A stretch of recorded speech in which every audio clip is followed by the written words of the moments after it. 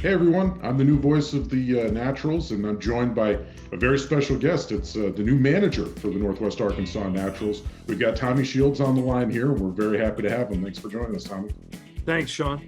Good to be here. It's exciting. It's that time of year. Spring has sprung, and you guys are down in Arizona. But you're about to head into your 11th year managing a minor league baseball team, and this one's a little different. You've never managed at the AA level, but what keeps you coming to the ballpark every day? Because you've been in baseball for a while. Yeah, well, thanks for reminding me, Sean. Yes, I've been doing it for a while. What keeps you coming is the kids, to be honest. Trying to get them to the next level, get them to the big leagues. The influence you can have on them as a coach, a manager, as a father figure.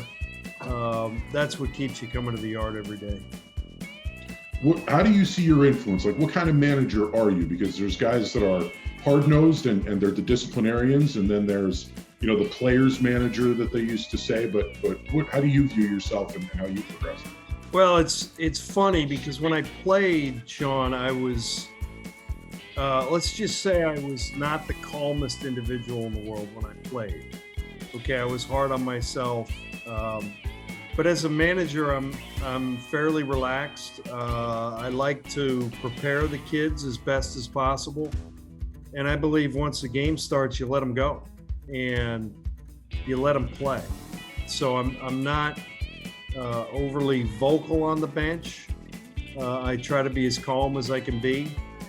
The umpires will know I'm there from time to time, but I generally won't go running out in the field every bang play. I just don't feel that's necessary. I'll protect our players when they need to be protected.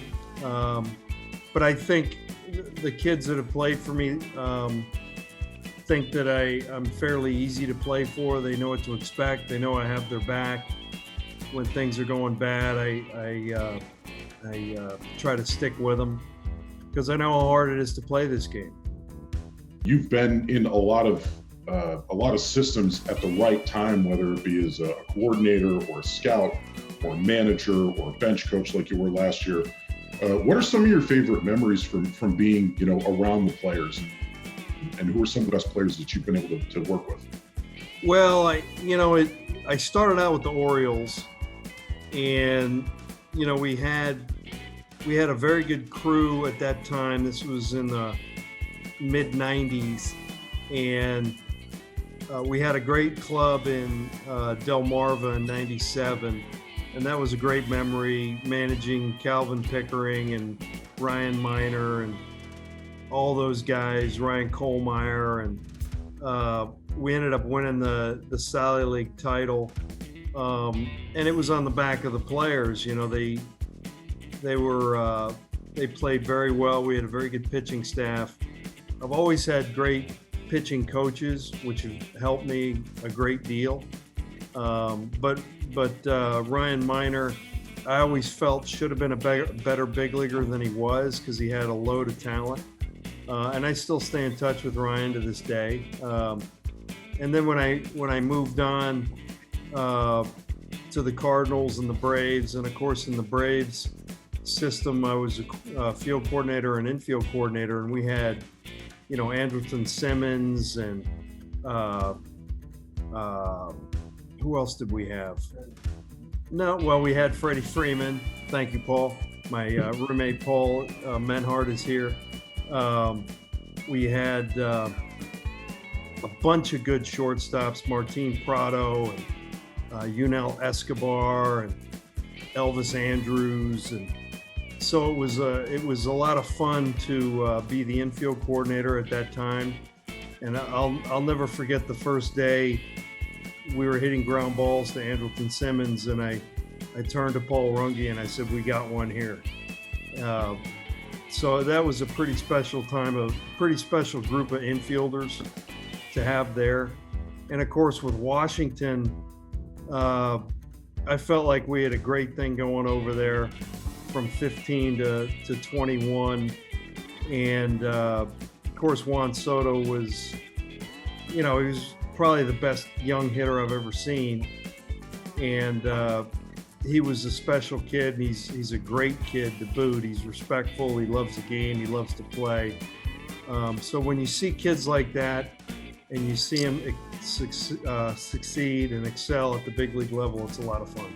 And the cool thing for you is you got to see him at different stops playing, because as a coordinator, you don't just go to Hagerstown or Harrisburg, or in this case, yes, you'll be in Northwest Arkansas for the summer, but you've been able to move around. How has that influenced the way you manage? Because you're a smart guy. People may not know you've got a master's degree. What for you has really amplified your ability to manage the game, having seen it from all of those perspectives? I think when you've been around the game for a long time and you've seen different managers manage the game, the thing that's always stuck with me is that in the minor leagues, and I'm talking about the minor leagues, running the game itself is not rocket science. It's a lot tougher at the big league level, where you have to win every single night, and you're going to the bullpen and you're going to your A guys every night. We can't do that.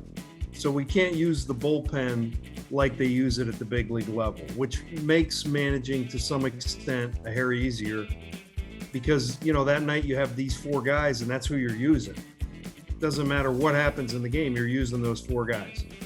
But I think the influence that other managers have had on me, both the ones I played for, the ones I watch manage, I think the most important thing in the minor leagues is the clubhouse atmosphere that you set, the organization, the tenor of the work, trying to get guys better every day. And then once the game starts, you try to let them play as best you can.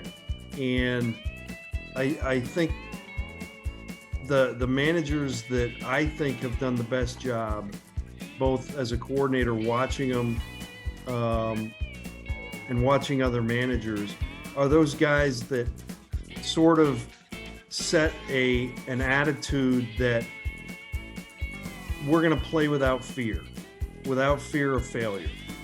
And I'm not going to jump down your throats when things go bad, because, I tell these kids every error they're going to make, I've already made. So there's nothing out there that's going to surprise me too much, although it seems like every year you see things you've never seen before. But you try not to get too excited when things go bad. You try not to get too high when things go good. And you just try to create an atmosphere for the kids where they can thrive, they can play without fear, and they can let their natural talents come out.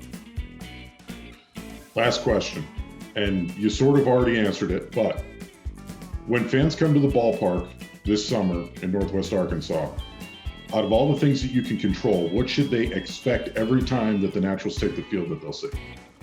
Well, I think they can expect that the kids will play hard. I think they can expect that the kids will play smart, and that they will get better as the year progresses. And hopefully, I hope we send 30 guys to AAA. I hope we have turnover, and I hope guys get better to the point where they're going to AAA, because that's ultimately our job, right? Is to get them to AAA and to get them to Kansas City. But I think they can expect a team that's going to be going to work hard on weaknesses, work hard to get better every day. And then once the game starts, hopefully that manifests itself in a lot of wins. Well, don't forget, opening day is April 6th at Arvis Ballpark. There's still time to get your tickets to see Tommy and the 2023 Naturals, and you can do that by visiting the box office or by visiting nwanaturals.com.